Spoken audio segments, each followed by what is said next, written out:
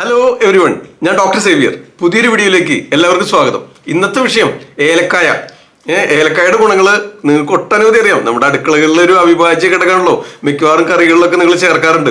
പക്ഷെ ഇതിന് നിങ്ങൾക്ക് അറിയാത്ത കുറെ ഗുണങ്ങളുണ്ട്. അതും കൂടെ ഇന്നത്തെ വീഡിയോയിൽ പ്രതിപാദിക്കാം. ഹൈ റേഞ്ച് മേഖലയിൽ തണുപ്പുള്ള പ്രദേശങ്ങളിലെ ഒരു പ്രധാന കാർഷിക വിളകളിൽ ഒന്നാണ്, കേരളത്തിൽ പ്രത്യേകിച്ച്. ഓക്കെ, നിങ്ങൾക്ക് അറിയാലോ. ഇത് ചേർത്ത് തയ്യാറാക്കുന്ന ആയുർവേദ മരുന്നുകൾ നിങ്ങൾക്ക് ഏറ്റവും ഫെമിലിയർ ആയിട്ടുണ്ടാവുക ഏലാദി ചൂർണം, അതായത് ത്വക്ക് രോഗങ്ങൾക്ക് ഉപയോഗിക്കുന്നില്ലേ, അതുപോലെ നിറത്തിന്, ശരീരത്തിന് ത്വക്കിന് നിറം നൽകാനായിട്ടുള്ള ഏലാദി വെളിച്ചെണ്ണ, നിറം വരാൻ വേണ്ടി മാത്രമല്ല കേട്ടോ, ഒട്ടനവധി കണ്ടീഷനുകൾ ഉപയോഗിക്കും. അതുപോലെ ചുമക്കും കഫക്കെട്ടിനൊക്കെ ഉപയോഗിക്കുന്ന ഏലാദി ലേഖ്യം, ഇതൊക്കെ നിങ്ങൾക്ക് അറിയാം. ഇനി ഇതുപോലെ ഒട്ടനവധി ഉപയോഗങ്ങളുണ്ട്, ഒന്നൊന്നായിട്ട് പറയാം. ഇതിന്റെ ബൊട്ടാനിക്കൽ നെയിം എലക്ടാറിയ കാർഡമം എന്നാണ്. സിഞ്ചിബറേസി ഫാമിലിയാണ്. ഏലം തന്നെയാണ് സംസ്കൃതം പേരും, മലയാളത്തിലും അത് തന്നെയാണ്. ഓക്കെ, ഇനി നമുക്ക് ഇതിന്റെ മറ്റ് ചില ഔഷധ ഗുണങ്ങൾ പരിശോധിക്കാം. ഇതിന് ദഹനശക്തി വർദ്ധിപ്പിക്കുന്നതിന്, അതുപോലെ ഓക്കാനം, ഛർദി ഇത്തരം അവസ്ഥകളിലൊക്കെ ഇത് ഉപയോഗിക്കാം. പിന്നെ ദഹന സംബന്ധമായ പ്രശ്നങ്ങൾ, മൂത്രത്തടവിന്, കിഡ്നി സ്റ്റോണിന് ഇതെല്ലാം ഉപയോഗിക്കാം. അതെല്ലാം വിശദമായിട്ട് പറയാം. വീഡിയോ സ്കിപ്പ് ചെയ്യാതെ അവസാനം വരെ ശ്രദ്ധിച്ച് കണ്ടു കഴിഞ്ഞാൽ നിങ്ങൾക്ക് മനസ്സിലാവും.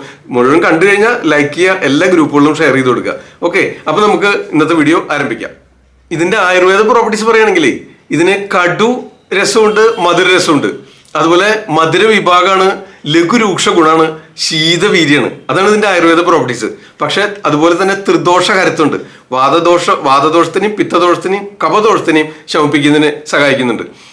അതുപോലെ രുചി ഉണ്ടാക്കുന്നതിനാണ് നമ്മൾ ഇതൊക്കെ കറിയിൽ ചേർക്കുന്നത്. അതായത് ഈ ദഹനം ഇല്ലാണ്ടിരിക്കുക, വിശപ്പില്ലാണ്ടിരിക്കുന്ന ഇത്തരം അവസ്ഥകളിലൊക്കെ ഇത് ഉപയോഗിക്കാം. ഇത് നമുക്ക് കിഡ്നി സ്റ്റോൺ കണ്ടീഷനിൽ, മൂത്രത്തടവില് ഒക്കെ എങ്ങനെ ഉപയോഗിക്കുക എന്ന് പറഞ്ഞിട്ടെ, ഇത് ഒരു 1-2 ഏലക്കായ, 1-2 നല്ല മുഴുത്ത ഏലക്കായ, മൂത്ത ഏലക്കായ നന്നായിട്ട് ഇടിച്ച് ചതച്ചിട്ടേ ഒരു ഇളനീര് പൊട്ടിച്ച് അതിൽ ഇട്ട് വയ്ക്കുക. അത് തലേദിവസം രാത്രി ഇട്ട് വെച്ചിട്ട്, അതല്ലെങ്കിൽ രാവിലെ ഇട്ട് വെച്ചാലും മതി. രാവിലെ ഇട്ട് വെച്ചിട്ട് ഉച്ചരിഞ്ഞൊരു 3 മണി 4 മണി വരെ, അപ്പൊ രാവിലെ മുതൽ സന്ധ്യാവുന്ന വരെ അതിങ്ങനെ അതിൽ കിടക്കണം. എന്നിട്ട് ആ വെള്ളം കുടിക്കണം. ഒപ്പം തന്നെ ആ ഏലക്കായ തൊലിയോടുകൂടി ചവച്ചരച്ച് തിന്നണം.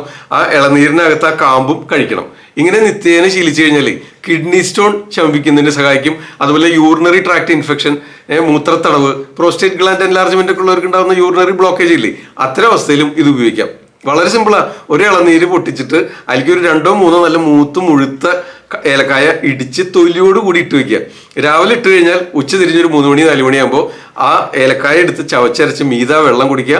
ആ ഇളനീരിന്റെ കാമ്പും മീത കഴിക്കുക. ഇങ്ങനെ പതിവായിട്ട് ഒരു 10-21 ദിവസം അടുപ്പിച്ച് കഴിച്ചു കഴിഞ്ഞാൽ ഈ കിഡ്നി സ്റ്റോൺ അലിഞ്ഞു പോകുന്നതിന് സഹായിക്കും. അതുപോലെ യൂറിനറി ട്രാക്ട് ഇൻഫെക്ഷനോ, ബേണിംഗ് മിക്ചറേഷനോ, മൂത്രത്തടവി ഇത്തരം അവസ്ഥകളിൽ ഇതിന് നല്ല ഫലം. ഓക്കെ, ഇത് നിങ്ങൾക്ക് പരീക്ഷിച്ച് നോക്കാവുന്നതാണ്. അതുപോലെ ഈ ദഹനക്കേട്, ഓക്കാനം, ഛർദി, അരുചി, ടേസ്റ്റ് അറിയാതെ, അല്ലെങ്കിൽ പനിയൊക്കെ വന്ന് മാറിയിട്ട് ഇങ്ങനെ രുചി ഉണ്ടാവില്ലേ വാക്കി, അത്തരം അവസ്ഥയിൽ ഇത് എന്താണെന്നറിയോ? വളരെ സിമ്പിളാ. ഏലക്കായ നല്ല മൂത്ത ഏലക്കായ ഏലത്തരിയിൽ ഇടിച്ച് നൈസായിട്ട് പൊടിക്കുക. അതിങ്ങനെ ഇച്ചിരി തേനും കൂടെ ചേർത്ത് ചാലിച്ചിട്ട് 3 നേരവും ഭക്ഷണത്തിന് മുമ്പ് അങ്ങോട്ട് കഴിക്കുക. അപ്പൊ അങ്ങനെയാണെങ്കിൽ ഈ ഓക്കാനം വരിക, ഭക്ഷണം കാണുമ്പോഴേക്കും ഛർദ്ദിക്കാൻ വരിക, വിശപ്പില്ലാണ്ടേ. അപ്പൊ ഇതിന് ദീപന ശക്തി ഉണ്ട്, രുചിയുമാണ്.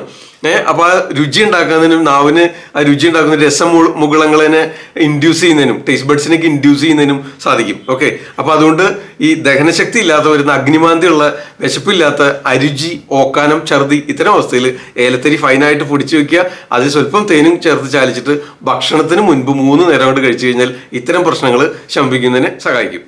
ഇനി മറ്റൊരു ഉപയോഗം പറയുകയാണെങ്കിൽ നെഞ്ചുവേദന അനുഭവപ്പെടില്ലേ, ഹൃദ്രോഗികളിൽ, അല്ലെങ്കിൽ നെഞ്ചത്ത് നീർക്കെട്ടുകൊണ്ടൊക്കെ തലനീര് ഇറങ്ങിയിട്ടോ, നെഞ്ചിൽ എന്തെങ്കിലും ഭാരം ചുമക്കുകയൊക്കെ ചെയ്തിട്ടേ നമുക്ക് നെഞ്ചത്ത് വേദന അനുഭവപ്പെടുന്ന അവസ്ഥയില്ലേ, ഹൃദ്രോഗികൾക്ക് മാത്രമല്ല എന്നർത്ഥം. ഓക്കെ, നീർക്കെട്ടുകൊണ്ട് നെഞ്ചുവേദന ഉണ്ടായാൽ പോലും നമ്മൾ തിപ്പലി വേരും ഏലക്കായ പൊടിച്ചതും കൂടിയിട്ട്, ഏലക്കായും തിപ്പലിയുടെ വേരും കൂടി പൊടിച്ചെടുക്കുക. നല്ല ഫൈൻ പൗഡറായിട്ട് എടുത്തിട്ട് തേനിൽ ചാലിച്ചിട്ട് അത് രാവിലെയും രാത്രിയും ഓരോ ടീസ്പൂൺ അങ്ങോട്ട് കഴിക്കുക.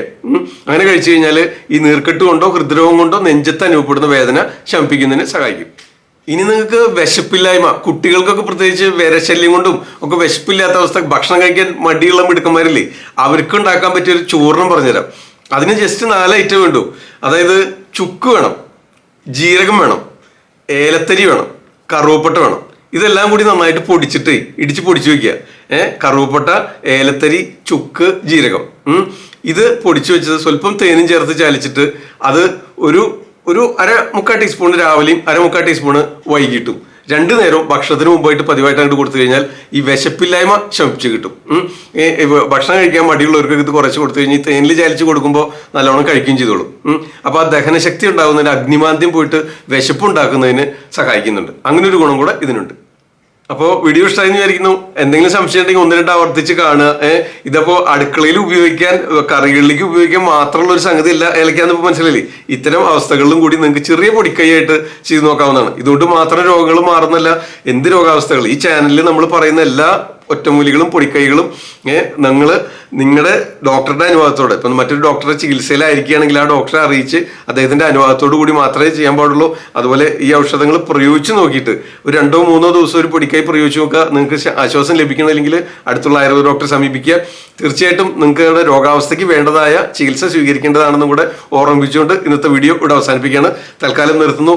നന്ദി, നമസ്കാരം. മറ്റൊരു വീഡിയോ ആയിട്ട് നാളെ രാത്രി 9 മണിക്ക് വീണ്ടും കാണാം. ഞാൻ ഡോക്ടർ സേവിയർ, ആദ്യം ആയുർവേദം.